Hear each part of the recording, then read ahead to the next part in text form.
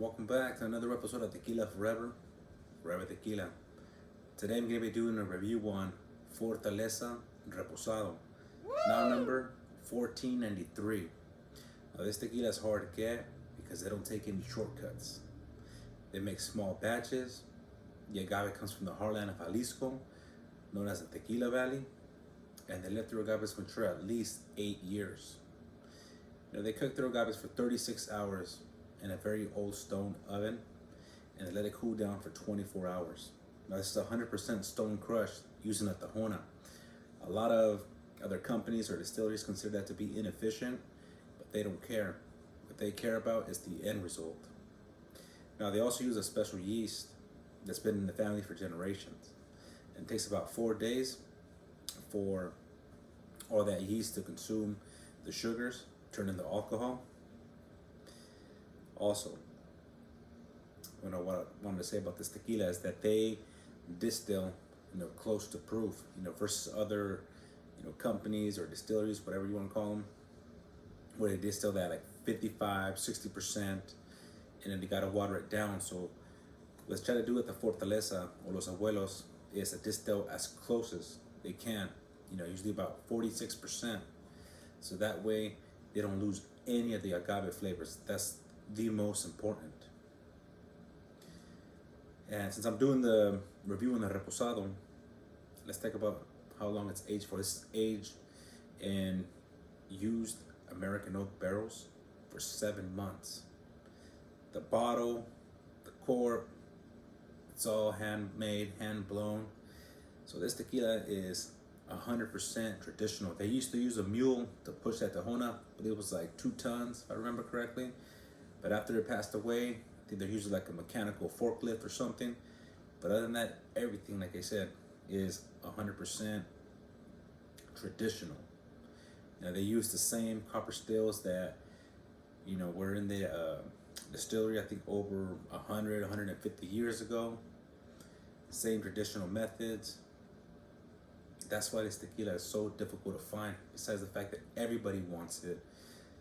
Everybody's looking for it, but they make very small batches. I read that the distillery runs 24 hours a day, 6 days a week, and they still can't keep with the demand. I know that they're expanding. So another thing is, I recently found this one. You gotta be patient. You gotta look around. You gotta take your time, and don't overpay. For this tequila, as good as it may be, you can use your money to buy another tequila that's worth it. Let's just get down to doing the review on this Fortaleza. So let's talk a little bit about the color.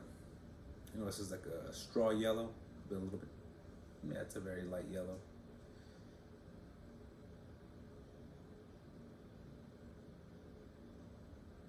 Very nice aromas coming through. You get the agave. I'm getting some vanilla.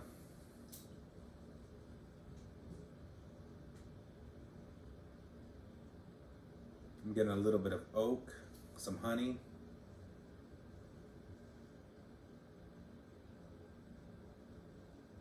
I'm getting some cream, some creme brulee, which is one of my favorite desserts.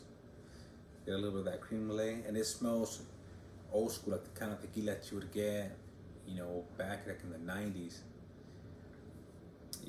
before a lot of these good companies started using diffusers or additives. There's still a lot of good companies out there, a lot of good distilleries that are doing the shit right, but it smells old school. And of course, this is done traditionally.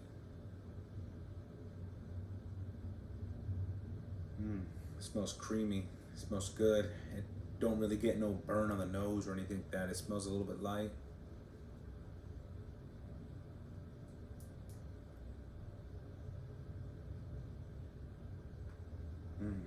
Maybe a little bit of butterscotch in there too.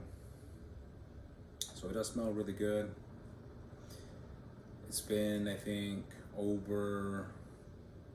probably been about a year, or almost about a year, since the last time that I had the Fortaleza Reposado. I remember, some time ago, a while ago. It's been a long time. The first time that I had Fortaleza, I don't remember the lot number, but I remember tasted a little bit of like mint, some cucumber. Tasted really really good. Some of the batches are gonna taste a little bit different, but let's get down to the flavors.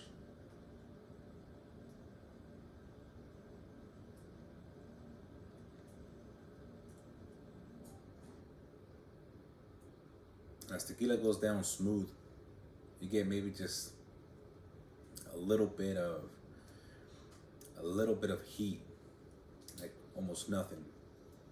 And the flavor that you get that creme brulee, you get vanilla, you get oak. I'm getting like a little bit of citrus.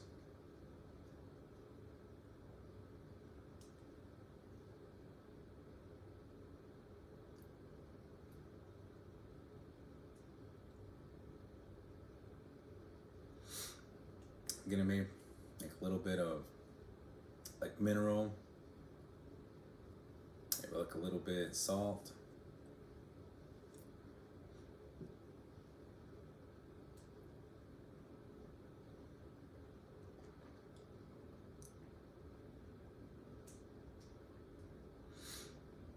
And in the back of the tongue, I'm getting a little bit of spice, maybe like some pepper, like a little bit of spice, But this is very creamy. It's buttery, and it's silky. It goes down smooth. Like I said, you get a little bit of light heat. But overall, this is a really good tequila. I like it. If I were to rate this tequila, I would probably rate this 88, 89 on Tequila Match. And it's a really good tequila. If you guys happen to find a bottle at a good price, pick it up. But like I said, let's not overpay, because I've seen, some of these reposados, go for like $150, $170. But there are some retailers out there that are pricing them correctly the way they should be. Well, salute to another review. Salute to this great tasting tequila. And salute for all those who are enjoying some fucking bomb ass motherfucking tequila. Once again, it's tequila forever. Forever tequila. You guys have a good night. Enjoy. Salute. Okay, young tequilero with a quick reminder. Every batch is going to be slightly different. For example, this is a reposado, just like the one you're going to see on the review, or you just saw on the review. I'm not sure if I want to put this in the beginning or the end of the video, but this is lot 120, and the one that I did on the review is lot 118. So it was a lot lighter in color. The aromas and the flavors were a lot different. I just got this one today, so I'm just adding this on to the video. Yeah, they're almost identical, the añejo and the reposado. If you look at the colors, it's almost identical in color. Like I said, they're gonna be a little bit different. I've had añejos that are a lot lighter than this. It's still a good product, but the flavors and the aromas changed. And just like the other one, on the reposado, the flavors and aromas were different. This one tastes more like an añejo, and I love that. So if I would have done the review of this batch, I would have probably rated it just a little bit higher. I would rate it a lot higher, actually, maybe 2-3 points more than the one I did on the video. And that's because this one, like I said, tastes like an añejo. You can see the color is a lot richer. It's a lot, it's a lot darker as far as the aromas. It smells just like the añejo. You get that butterscotch, that caramel. You get, that vanilla. You get the honey. You get the, the agave. So a lot of the flavors that I talked about on the review that I did on añejo, that's what I'm picking up on this one. So, I think it just depends. Whenever you pick up a bottle, take a look at the lot numbers, and you can even do comparisons. It'll be different. I really do like this Reposado more than I did the other one, but they're both amazing products. Same product, different batches. They're both great. Well, that's all I got. Thank you very much.